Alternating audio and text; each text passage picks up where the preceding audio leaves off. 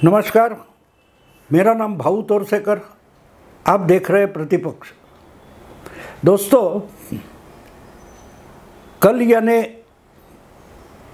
2 मार्च को बीजेपी ने लोकसभा चुनाव की घोषणा होने से पहले अपने 195 उम्मीदवारों की सूची जारी की है।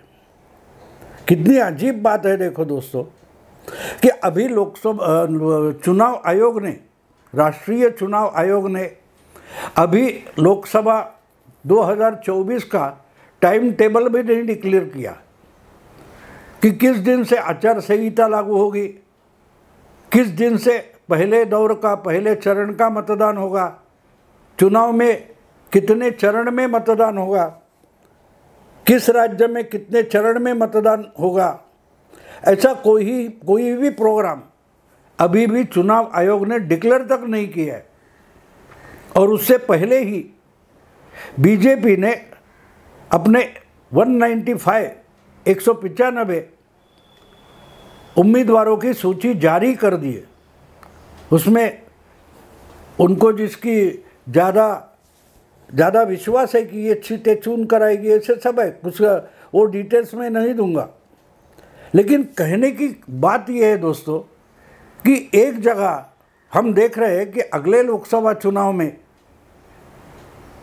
जो कुछ घमासान होने जा रहा है, इसकी शुरुआत वैसे तो पिछले जून महीने में हुई थी। 2023 के जून महीने में बिहार की राजधानी पटना में बीजेपी विरोधी दलों का एक सम्मेलन हुआ था। लालू प्रसाद यादव, उनके बेटे तेजस्वी यादव और वहाँ के मुख्यमंत्री नीतीश कुमार, इन्होंने अगुवाई करके बहुत सारे राज्यों के जो बिगर बीजेपी या बीजेपी विरोधी दल है, क्षेत्रीय दल है, छोटी छोटी पार्टियां हैं, जो सब उनका कॉमन एजेंडा बीजेपी को हराना ये हो सकता है, ऐसे लोगों का एक गठबंधन बनाने की कोशिश नीतीश, लालू और तेजस्वी ने की थी, जिसकी पहली मीटिंग पटना में हुई थी, जहां हमारे शरद पवार, उद्धव ठाकरे पहुंचे थे, राहुल गांधी, सोनिया गांधी पहुंची थी, तमिलनाडु के स्टालिन पहुंचे थे, बंगाल की ममता दीदी पहुंची थी, बहुत सारे कुछ 22 या 26 दलों के नेता पटना में पहुंचे थे। वहां तय हो गया कि अगली मीटिंग शिमला में करेंगे, क्योंकि उस समय कांग्रेस ने हिमाचल में मेजॉरिटी पाई थी विधानसभा चुनाव में और कांग्रेस का मुख्यमंत्री हो गया था, जिनका नाम सुखविंदर सिंह सुक्खू ऐसा है, वो चीफ मिनिस्टर बने थे। और इसलिए जहां कांग्रेस की या विरोधी दलों की सरकार है, वही विरोधी दलों का ये जो गठबंधन है उसका सम्मेलन होगा, ये पॉलिसी थी। और उस पॉलिसी के तहत शिमला में इस अलायंस की, गठबंधन की दूसरी मीटिंग होने वाली थी। लेकिन उस समय वहाँ इतनी बर्फबारी शुरू हो गई कि वो आइडिया ड्रॉप कर दी गई। और जहाँ कांग्रेस ने फिर से सरकार बनाई थी, उस कर्नाटक की राजधानी बंगलोर में दूसरी मीटिंग आयोजित करना तय हो गया। मुख्यमंत्री सिद्धरामैया और डेप्यूटी उप मुख्यमंत्री जो है डीके शिवशंकर, तो उन्होंने सब किया। फिर वहाँ उद्धव ठाकरे बोले कि डरने की कोई ज़रूरत नहीं, हम मोदी को ज़रूर हराएंगे, अगली मीटिंग मुंबई में करेंगे। तीसरी मीटिंग मुंबई में हो गई और वहाँ से लेकर आज तक यानी कम से कम 8 महीने हो गए मोदी को हराने के लिए जो तैयारियां शुरू हुई थी, उसमें इंडी अलायंस ये नाम देने से ज़्यादा कुछ भी नहीं हो पाया। ना कि सीट का बंटवारा हो पाया, ना कि किसी पार्टी को उम्मीदवार तय करने की हिम्मत हुई है। और दूसरी जगह जिनको आप हराना चाहते हो वो 195 उम्मीदवारों की सूची तक जारी कर जाते। तो ऐसा क्यों होता है?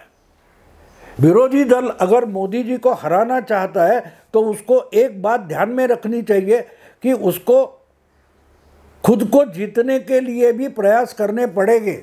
आप जीतेंगे तो बीजेपी हारेगी। बीजेपी को हराने से कोई मतलब नहीं है, आपको जीतने से मतलब होना चाहिए।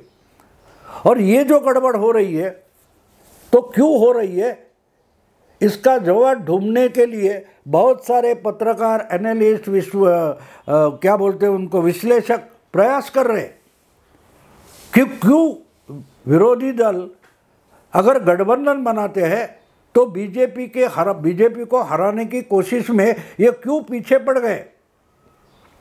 दोस्तों, लड़ने के लिए सबसे इंपॉर्टेंट होता है आपका आत्मविश्वास, कॉन्फिडेंस, सेल्फ कॉन्फिडेंस, हिम्मत जिसको हम बोलते हैं ना, वो हिम्मत आत्मविश्वास से आती है।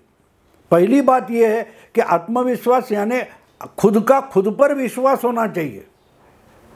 किसी भी लड़ाई में जो सेनापति होता है, कमांडर होता है, उसका नाम कमांडर होने से कुछ मतलब नहीं होता, उसको उसके साथियों पर कमांड रखना जरूरी होता है कि बस उसने शुरू किया, बाकी के जुट गए। तो आत्मविश्वास ये कमांड जैसा होता है।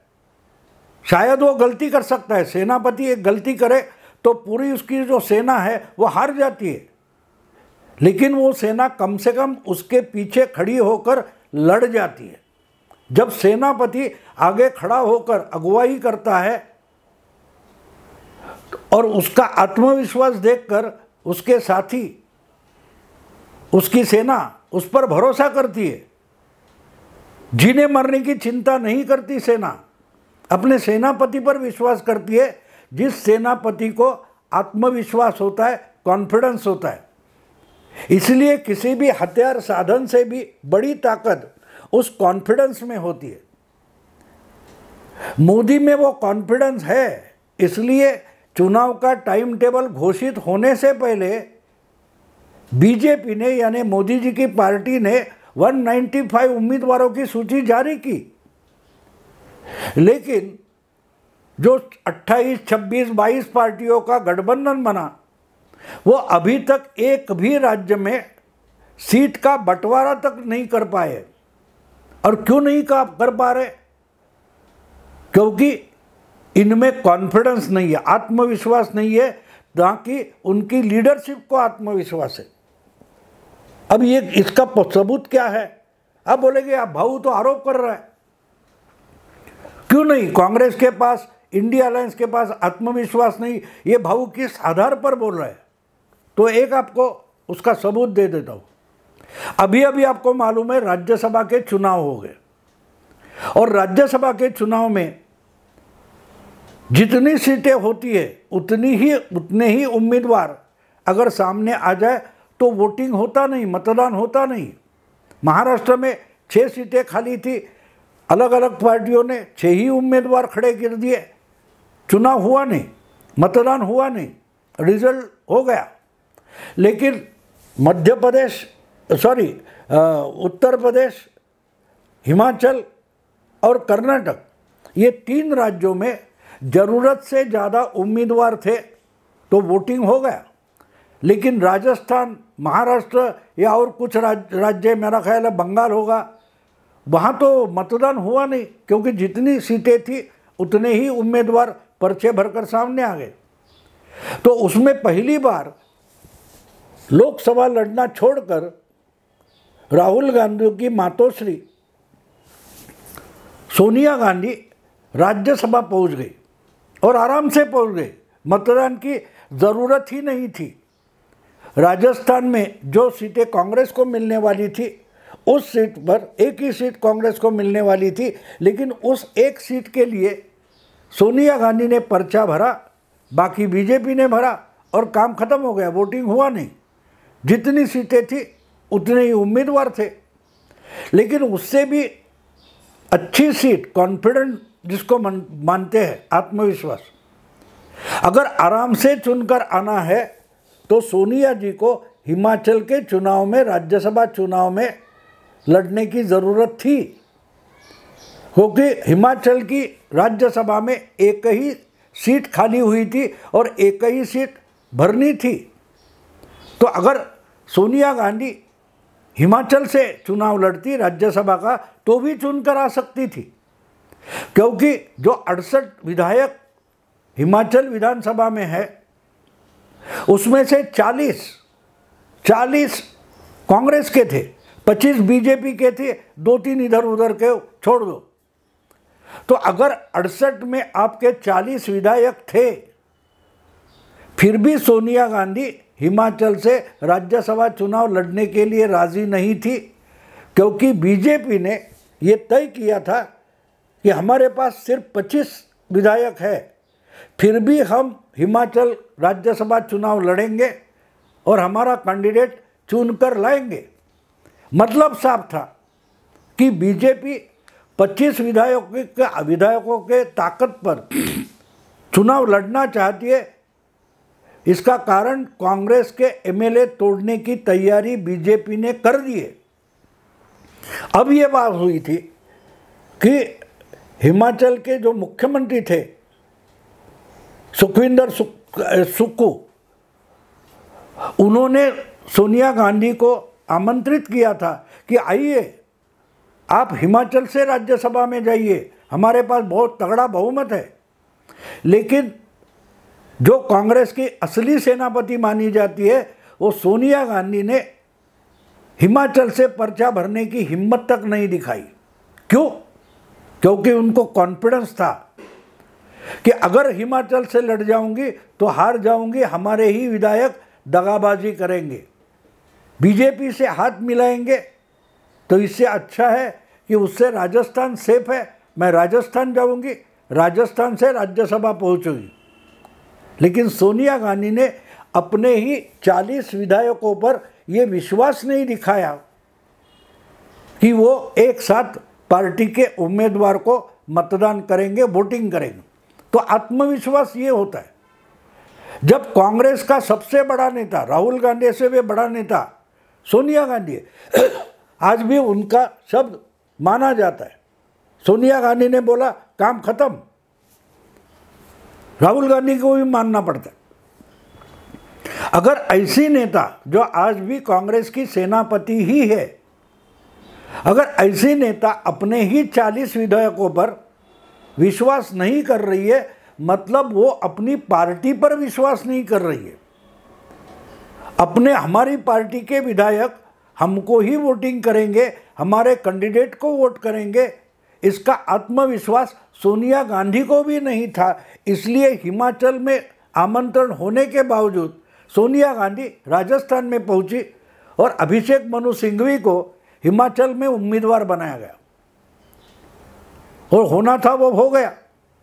कुछ 6 एमएलए टूटे, उससे 34 का जो आंकड़ा था वो पार करने में ये हो गया और चिट्ठियाँ डालकर, लॉटरी निकालकर बीजेपी का कैंडिडेट जीत गया। यानी 40 विधायक कांग्रेस के हैं, फिर भी कांग्रेस हिमाचल में हार गई, क्योंकि 6 विधायकों ने दगाबाजी की। ये मैं नहीं मानता। वो दगाबाजी करने वाले थे, ये कांग्रेस के टॉप लीडर्स को मालूम था, सोनिया गांधी को मालूम था, फिर भी उन 6 विधायकों को रोकने की कोशिश नहीं की। क्यों उनको रोकने की कोशिश नहीं की? वो रुकेंगे नहीं, ये भी एक तरीके का कांग्रेस लीडरशिप का कॉन्फिडेंस था कि अगर हमने सही ढंग से इनको विश्वास नहीं दिलाया है, उनसे न्याय नहीं किया है, तो हम किस मुंह से उनको दगाबाजी करने से रोक सकते हैं। साल भर से अगर उनका गुस्सा उबल रहा है तो कभी ना कभी ये ज्वालामुखी टूटने वाला था और राज्यसभा चुनाव ये सबसे बड़ा मौका था। तो कॉन्फिडेंस देखो, कॉन्फिडेंस, अगर कांग्रेस के सर्वोच्च नेता को अपने ही विधायकों की संख्या पर विश्वास नहीं है, मतलब आत्मविश्वास नहीं है, तो आपके साथी जो है, विधायक हो गए, एमपी हो गए, अलग अलग राज्यों के हो गए, उनको आत्मविश्वास आएगा कहां से? आपने अपनी सीट, अपना चुनाव सेव करने के लिए सोनिया गांधी राजस्थान भाग गई, लेकिन हिमाचल में एक चैलेंज था। क्या चैलेंज था? सुक्खू को, यानी सुखविंदर सुक्खू जो मुख्यमंत्री है, उनको भी पता था कुछ विधायक दगाबाजी कर सकते हैं, तो वो चांस लेना चाहते थे। अगर सोनिया गांधी को कैंडिडेट किया जाए तो ये 6 विधायक दगाबाजी नहीं करेंगे और हिमाचल की सीट कांग्रेस जीत सकती थी। तो सवाल ये है कि हिमाचल की जो लड़ाई है, वो लड़ने के लिए कांग्रेस का सेनापति मैदान में उतरने के लिए राजी नहीं था, भाग गया राजस्थान। अगर सेनापति को आत्मविश्वास नहीं है तो दगाबाजी होगी।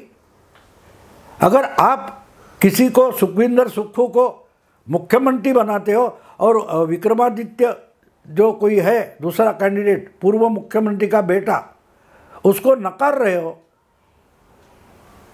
तो आप जिस मुख्यमंत्री पर भरोसा करते हो तो उस 40 विधायकों के कारण कर रहे हो ना, तो आपको ना पार्टी पर भरोसा है, पार्टी के लीडर को, सोनिया गांधी मतलब पार्टी की टॉप मोस्ट लीडर को, अपने विधायक, अपनी पार्टी, अपने पार्टी पर की निष्ठा, इस पर भरोसा नहीं है, तो विधायक आप पर भरोसा क्यों रखेंगे? और होना तो हो गया। अब जब इतनी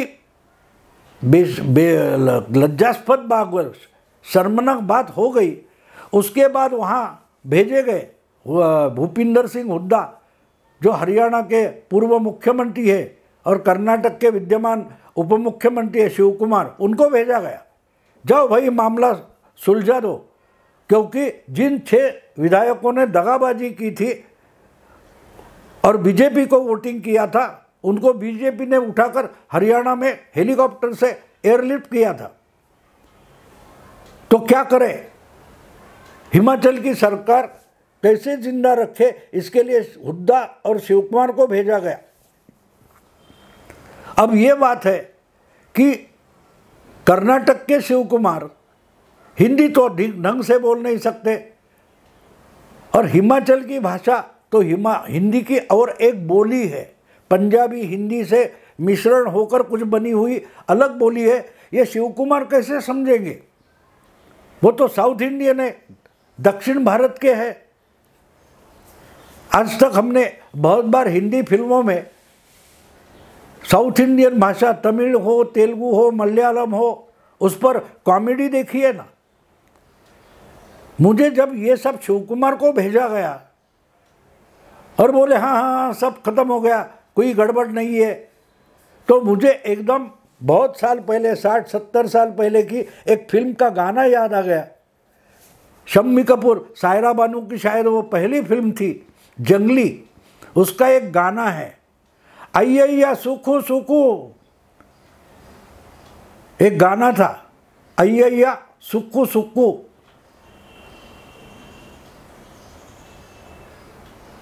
याद आ गया आपको? तो ये मामला उसी ढंग का हो गया, अय्या सुक्कू सुक्कू, दिल मेरा हो गया सुक्कू सुक्कू। शिवकुमार जाकर क्या करेंगे वहां? क्यों नहीं राहुल गांधी जाते? राहुल गांधी तो पिकनिक कर रहे, पदयात्रा कर रहे, न्याय यात्रा कर रहे, और एक एक जगह कांग्रेस के लिए बिल्कुल शर्मनाक बातें होते चले जा रही, और उस पर ध्यान तक देना राहुल गांधी को ज़रूरी नहीं लगता, या ना तो अपने बेटे का कान पकड़कर सोनिया गांधी उनको शिमला ले जाती है, भेजती है कि इसको जाओ, गड़बड़ हो गई, शिवकुमार तुम कुछ करो और निभा लेना, निपट लेना। यानी गड़बड़ आप करोगे। पंजाब में अमरिंदर सिंह की बड़ी अच्छी सरकार चल रही थी, कांग्रेस फिर से विधानसभा जीतेगी ये बोला जा रहा था, तो उधर से उसको हटाया और चरणजीत चन्नी को लाकर मुख्यमंत्री बना दिया, और पूरा पंजाब में कांग्रेस पार्टी को चौपट कर दिया। किसने किया? प्रियंका गांधी वड्रा और राहुल गांधी। तो कार्यकर्ता पार्टी संभाले, दूसरे नंबर के तीसरे स्तर के नेता पार्टी संभाले और टॉप में बैठे जो है वो उसको चौपट कर दे, ऐसी पार्टी चलती है। ऐसे चुनाव जीते जा सकते हैं। आप अगर पार्टी को मजाक बना के रखोगे, पार्टी के साथ खिलवाड़ करोगे तो यही होगा। और बेचारा सुक्खू भी सर पकड़ कर बैठ जाएगा। और आप जिसको ऑब्जर्वर करके भेज रहे हो, शिव कुमार, उसको तो हिंदी तक समझ में नहीं आती। वो तो बोलेगा या सुक्कू सुक्कू, करूँ मैं क्या सुक्कू सुक्कू गाना है। आप सर्च मारेंगे तो इंटरनेट पर मिलेगा। शम्मी कपूर का एक गाना है वो जंगली में, जिस लड़की से शम्मी कपूर की शादी तय हुई है वो उसको पसंद नहीं है, तो उसकी नज़र में उतर जाने के लिए ये शम्मी कपूर किसी कैबरे डांसर के साथ गाना गाता है, नाच करता है। और उस वक्त का वो गाना है या सुकू सुकू, करूँ मैं क्या सुकू सुकू। तो आज कांग्रेस की पूरी राजनीति ऐसी हो गई है, या सुकू सुकू, करूँ मैं क्या सुकू सुकू। राहुल गांधी भी सुकू सुकू कर रहे और खुद सुकू अपना सर पकड़ कर बैठ गया। और पूरी कांग्रेस करूँ मैं क्या सुकू सुकू इस सिचुएशन में आ गई है। और जबकि जिस बीजेपी को हराना चाहते उन्होंने तो 195 उम्मीदवार तक डिक्लेयर कर दिए, सूची जारी कर दी। और इनका कौन सा उम्मीदवार कहाँ लड़ेगा इसका पता नहीं है। राहुल गांधी अमेठी से लड़े या ना लड़े इसकी चिंता और चर्चा चल रही है। वायनाड में क्या होगा इसकी चर्चा चल रही है। लेकिन कांग्रेस पार्टी को 150-100 सीटें कहाँ से चुनकर लाएंगे इस पर चर्चा भी नहीं हो रही है। तो बेचारा शिव कुमार करेगा क्या? वो जाएगा बंगलुरु से उठेगा और क्या बोलते हैं शिमला जाएगा और पूछेगा करूँ मैं क्या सुकू सुकू, या सुकू सुकू। दोस्तों, अगर ये वीडियो आपको पसंद आए तो लाइक कीजिए, शेयर कीजिए, सब्सक्राइब कीजिए। नमस्कार।